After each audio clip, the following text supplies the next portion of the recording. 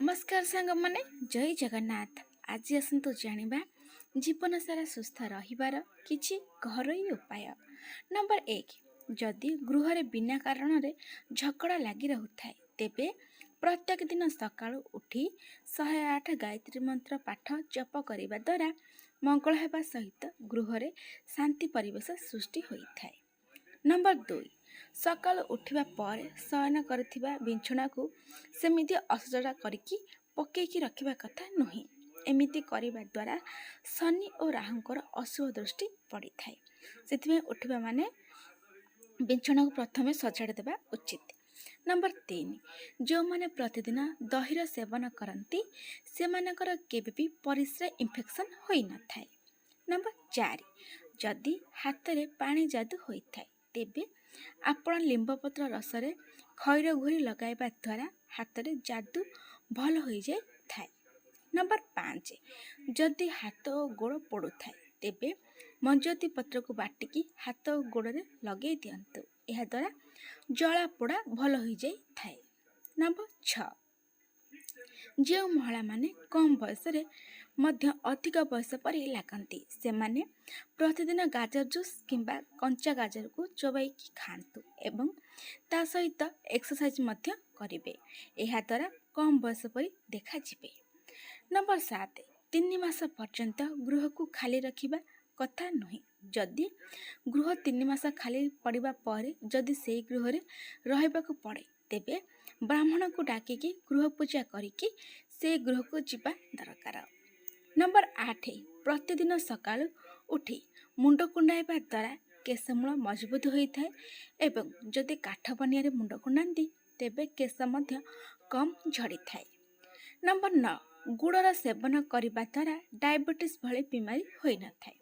जो मन डायबिटीज रोगी से माने चीनी बदल रे गुड़र व्यवहार करने उचित अटे। नंबर 10, जदि को दिन बिलेई आसिकी पाद को चाटी दिए तेबे यह अशुभ होता है एवं ता सहित यह मध्य स्वास्थ्य समस्या देखा दे पारे। नंबर 11, बिले जन्म करुवा समय रे पड़ुवा नाड़ीर फूल को नाली कपड़ा रे गुड़ाई बांधिबा द्वारा काल सर्प दोष दूर हो जाए थाए। नंबर 12, सकाळु सकाळु खाली पेटरे गोटे ग्लास उषुम पानी एवं फाळे लेंबु चुपुड़ी पीवा द्वारा पेटर चर्बी कमी जाए थाए।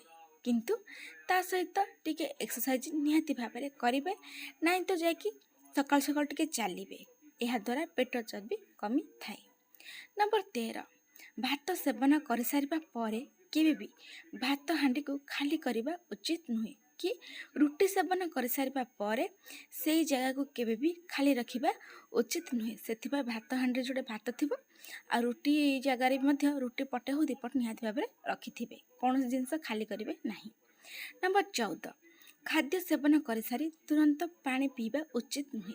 यह द्वारा पेट जंत समस्या होता है एवं बदहजम मध्य होता है।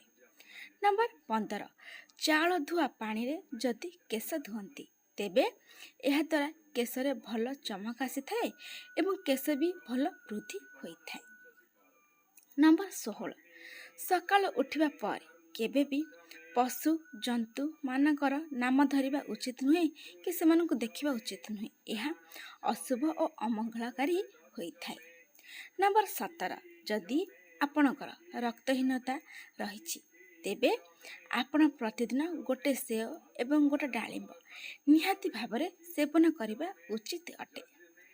नंबर 18, झियो किंबा नारी मानकर बयस वृद्धि हेबा सहित जदि स्तनर वृद्धि न होता तेबे डालिंबर चेर को बाटिकी सोरिष तेल रे मिसाई स्तन रे किछि दिन लगाइबा द्वारा आपण प्रतिदिन लगाइबा द्वारा स्तन वृद्धि आस्ते आस्ते होइथाए।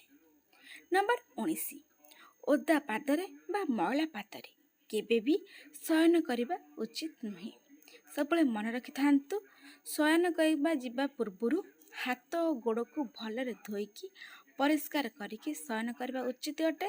ता सहित शयन करबा पूर्वरु ठाकुर मध्य स्मरण करिकी शयन करंतु। यह द्वारा भल निद होता है, कौन से अशुभ स्वप्न मध्य आपण देखिबे नहीं। प्रतिदिन ए कामटी करंतु।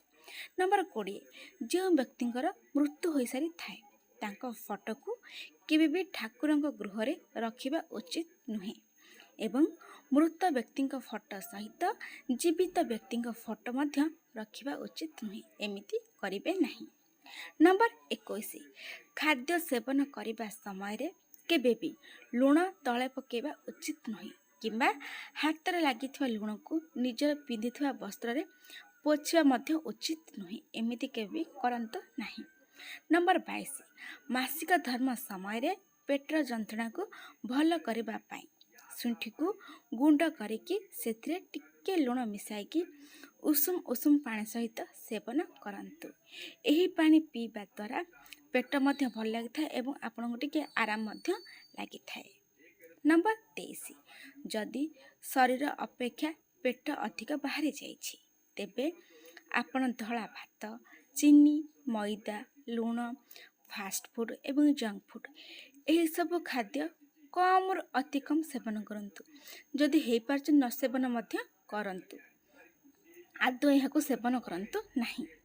ନମ୍ବର 24 ସକାଳର ଭୋଜନ ନ କରିବା ଦ୍ୱାରା ପେଟ ଫୁଲି ଯାଇଥାଏ ତା ସହିତ ଗ୍ୟାସ୍ ମଧ୍ୟ ହୋଇଯାଇଥାଏ ଏବଂ ହଜମ ଶକ୍ତି ମଧ୍ୟ କମିଯାଇଥାଏ। ସେଥିପାଇଁ ସକାଳର ଭୋଜନ ନିହାତି ଭାବରେ କରନ୍ତୁ ଏବଂ ପେଟ ପୁରା ଫୁଲ୍ କରିକି କରନ୍ତୁ। ନମ୍ବର 25 ଅଧିକ ଆଳୁ ସେବନ କରିବା ଦ୍ୱାରା ଶରୀର ଓଜନ ବୃଦ୍ଧି ହୋଇଥାଏ ଏବଂ ସେଥିପାଇଁ ଆଳୁର ବେଶୀ ସେବନ କରିବାରୁ ବଞ୍ଚିକି ରୁହନ୍ତୁ। ବେଶୀ ଆଳୁର ସେବନ କରନ୍ତୁ ନାହିଁ।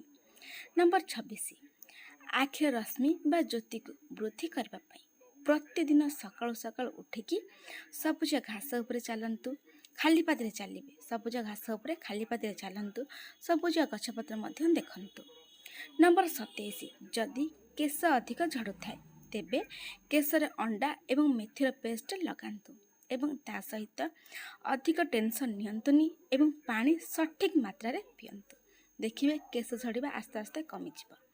ନମ୍ବର 28 ଯଦି ସବୁବେଳେ ଆପଣଙ୍କୁ ସର୍ପର ଭୟ ଲାଗି ରହୁଥାଏ ତେବେ ବେଗୁନିଆର ଚେର ଆଣିକି ଗୃହରେ ରଖନ୍ତୁ। ଏମିତି କରିବା ଦ୍ୱାରା ସର୍ପ ଗୃହରେ ପଶି ନଥାଏ।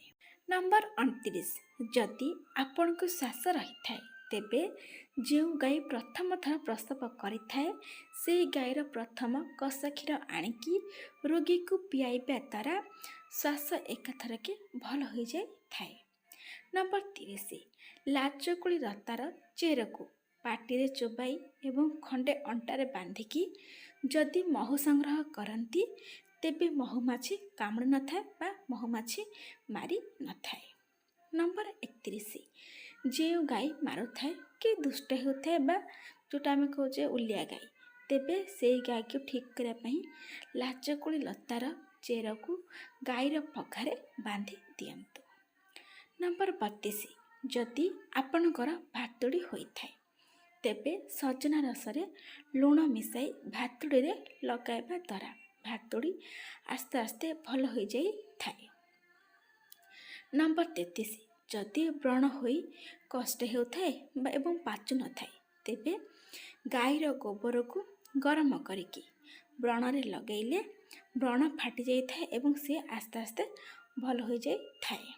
ନମ୍ବର 34 ଅଁଳାକୁ ଲେମ୍ବୁ ରସରେ ବାଟିକି ମୁଣ୍ଡରେ ଲଗାଇବା ଦ୍ୱାରା କେଶ ବୃଦ୍ଧି ହୋଇଥାଏ ଏବଂ ତା ସହିତ କେଶ ମଧ୍ୟ ଲମ୍ବା ହୋଇଥାଏ। ଏମିତି ନିହାତି ଭାବରେ ମାସକୁ ଥରେ କିମ୍ବା 15 ଦିନକୁ ଥରେ କରନ୍ତୁ। ଦେଖିବେ କେଶ ନିହାତି ଭାବରେ ବୃଦ୍ଧି ହେବ ଏବଂ ଲମ୍ବା ମଧ୍ୟ ହେବ। ନମ୍ବର 35 ଯଦି ଶରୀରରୁ ଝାଳ ବୋହିକି ଦୁର୍ଗନ୍ଧ ହେଉଥାଏ ତେବେ ପାଣିରେ ଫିଟିକିରି ମିଶାଇ ସ୍ନାନ କରନ୍ତୁ। ଏହାଦ୍ୱାରା ଶରୀରର ସବୁ ପ୍ରକାର ଦୁର୍ଗନ୍ଧ ଦୂର ହୋଇଯାଇଥାଏ। ନମ୍ବର 36 ସକାଳୁ ଉଠିବା ପରେ କେବେ ବି ଛୁଆମାନଙ୍କୁ କନ୍ଦାନ୍ତୁ ନାହିଁ ଏବଂ କାହା ସହିତ ସକାଳୁ ଯୁକ୍ତିତର୍କ କରନ୍ତୁ ନାହିଁ କିମ୍ବା କଳି ଝଗଡ଼ା କରନ୍ତୁ ନାହିଁ। ଏମିତି ନୂଆ ଭିଡ଼ିଓ ଦେଖିବା ପାଇଁ ଚ୍ୟାନେଲକୁ ସବସ୍କ୍ରାଇବ୍ କରିଦିଅନ୍ତୁ ଏବଂ ଲାଇକ୍ କମେଣ୍ଟ ସେୟାର ବି କରନ୍ତୁ। ସମ୍ପୂର୍ଣ୍ଣ ଭିଡ଼ିଓ ଦେଖିଥିବାରୁ ଆପଣଙ୍କୁ ବହୁତ ବହୁତ ଧନ୍ୟବାଦ। ଆଜି ପାଇଁ ରହୁଛି ସାଙ୍ଗମାନେ, ଜୟ ଜଗନ୍ନାଥ।